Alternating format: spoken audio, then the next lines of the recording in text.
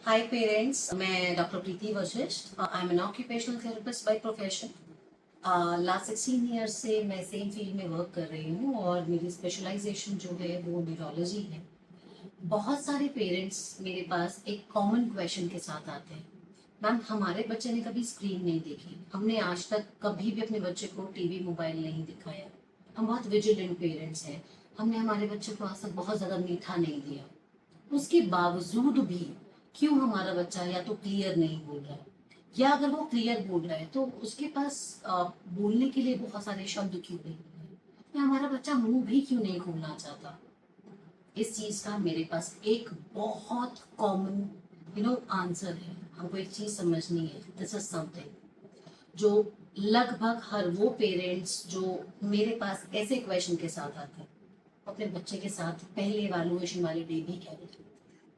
Feeding bottle, हमको ये समझना है हमेशा बच्चे की डिलेड डेवलपमेंट में, specially when it comes to speech development, उसके पीछे रीजन ये नहीं है कि हमने हमारे बच्चे को स्क्रीन नहीं दिया या हमारा बच्चा हमसे आइसोलेटेड रहा।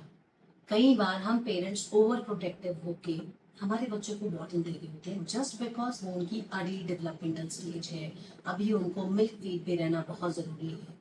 तो हम लोगों ने ये कभी नोटिस ही नहीं किया कब हमारा बच्चा 2 साल का, 2.5 साल का, 3 साल का, 3.5 साल का हो गया, still we are giving bottles to them just because being mothers हमको ये लगता है कि हमारा बच्चा अगर ज़्यादा दूध पिएगा ज़्यादा हेल्दी बनेगा, ज़्यादा स्ट्रॉन्गर बनेगा, जबकि बच्चा ऑलरेडी सॉलिड मील पे कम से कम 1.5-2 साल पहले आ जाना चाहिए था। हमारा ज़्यादा फोकस रहता है इन मिल्क फीडर्स पे। कहीं ना कहीं जब हम हमारी मसल्स को तरीके से यूज़ में नहीं लेंगे, इसके लिए हम एक सिंपल एग्जांपल लेते हैं। अगर हम प्रॉपरली सॉलिड फूड को च्यू करना स्टार्ट करेंगे, using our cheek muscles, we are using our tongue properly, we are using our oromotor curvature properly. But जब हम ये कहते हैं हमारा बच्चा रेगुलर बेसिस पे सिर्फ मिल्क बॉटल्स पे है, कहीं ना कहीं लिमिटेशंस डेवलप होती है, we are limiting their potentials. Speech clarity नहीं होने के पीछे ये भी एक सबसे बड़ा रीजन हो सकता है। बच्चे के कम्युनिकेशन नहीं प्रॉपरली डेवलप होने के पीछे एक रीज़न ये भी होता है कई बार। और सबसे इम्पॉर्टेंट चीज़, मैं एक चीज़ पेरेंट्स को बोलती हूँ कि this is the right stage when you feel आपने कुछ भी ऐसा और नहीं किया, बच्चा अदरवाइज इज गोइंग गुड, फिर कुछ लैकिंग है। पहली ज़रूरी चीज़ अर्ली इंटरवेंशन के लिए you should approach a specialist. दूसरी ज़रूरी चीज़, अगर आपका बच्चा 2 साल के ऊपर की स्टेज का है, बॉटल को धीरे धीरे करके विड्रॉ कीजिए। बॉटल विड्रॉ करने से आपको जो बेनिफिट्स मिलेंगे उनमें सबसे बड़ा बेनिफिट आता है आपका बच्चा एटलीस्ट सॉलिड खाना शुरू करेगा, ओरोमोटर कर्वेचर को यूज़ करना शुरू करेगा।